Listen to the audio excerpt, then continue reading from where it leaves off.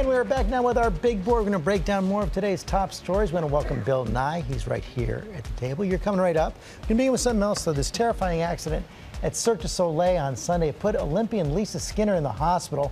Let's talk to Dan Abrams about that. And Dan, this is the latest in a string of accidents. One performer actually died in 2013. And the Wall Street Journal is saying this is one of the most dangerous professions out there. So, look, George, first of all, there's good news, which is that Lisa Skinner, according to a report from Cirque du Soleil, is now in good condition. But in terms of what can be done more broadly, look, there's a governmental agency called OSHA, which deals with safety in the workplace. And they've monitored Cirque du Soleil. They've fined Cirque du Soleil in the past. But on the whole, Cirque du Soleil apparently does a pretty thorough job when it comes to safety and security. It's part of what they do every day in what is a very dangerous job. The biggest problem, I think, for the workers is the fact that if they're injured, when they're injured, they're getting workers' comp. Workers' comp wasn't designed for Cirque du Soleil. They're getting a small payment, they're getting some medical, etc. But by taking workers' comp, you typically waive your right to sue for negligence. So there are some issues there, but let's take a step back here and remember the most dangerous job in America, logging.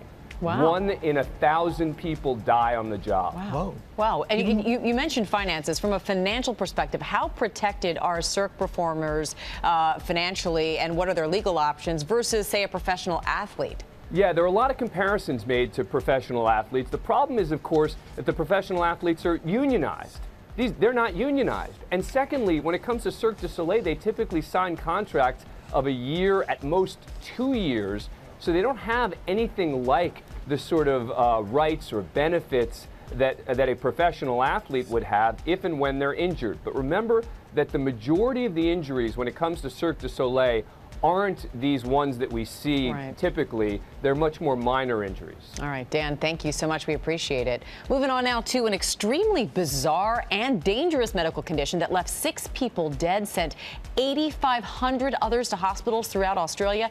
It's known as Thunderstorm Asthma, and it's triggered by a rare weather phenomenon. And Bill Nye is here to explain. And Bill, like so many people, I've never heard of this before. Tell us what Thunderstorm Asthma is. So you have ryegrass, has a lot of pollen. Pollen is very sharp, spiky pollen. And so it's very high winds, and sometimes when it gets moist, these pollen grains will explode, will burst. And so the particles get down to less than a micron. I don't know if this means anything to you. It's small. Really small. Gets in your lungs, pieces of spiky pollen, and then if you're allergic to it, you get it. Now, I speculate here in Australia. Australia was founded by relatively few Europeans, the European population in Australia. So if your ancestors had this genetic predisposition to getting asthma, and then you have thousands or millions of people living there, that same gene would be passed on. It's very reasonable to me. 8,500 people went to the hospital. I mean, that's a lot. That's a big difference from here in the United States, where so many people do have European ancestry. Has this ever happened here? What can people do to protect themselves? Well, stay inside is what we always say. But people everybody has a little bit allergic to something, usually. But if you can stay inside during these extreme events. Now, by the way, are we even allowed to say it, an extreme thunderstorm? Climate change, can we say that? Am I allowed to say that? It, sure. It could be. You cannot connect any one storm, but we had tornadoes in November, and now this very big storm surprised everybody in Australia, where they're quite used to, you know, heavy rains. Okay. Bill Nye, thanks very much. I just saw Becky Worley shaking her head yes to you when you were saying, talking about climate change as well. We're going to talk to her about Cyber Monday and all these holiday deals, and you've got all kinds of tips, Becky, including one that surprises me. Just clearing your browser can get you better deals? Science and facts are supported here, George, and technology too. You know how ads follow you around after you look at an item online? Well, with the same technology, retailers can see you're coming back to their site to look at an item. We don't know exactly how they use that info, but we do know prices can change person to person, minute to minute. You want to be sure your browsing history isn't working against you, so delete it before you go back to make a purchase. We've got instructions on how to do that on our website. Another tool that will save you money, it's an app called Slice.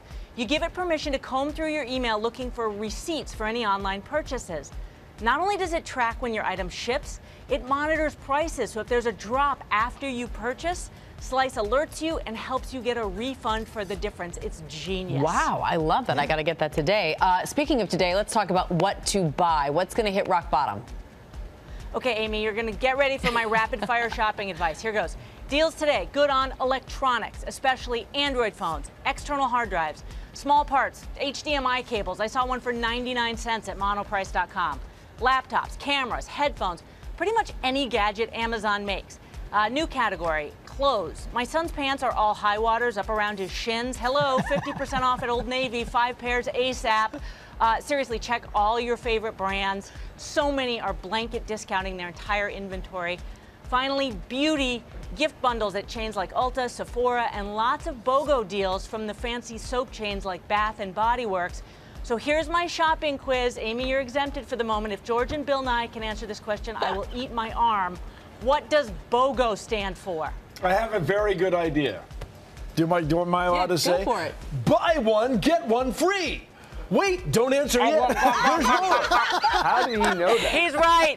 He knows everything. He does know everything. Yeah, He's the science guy. He knows everything. That can't be all. Yeah.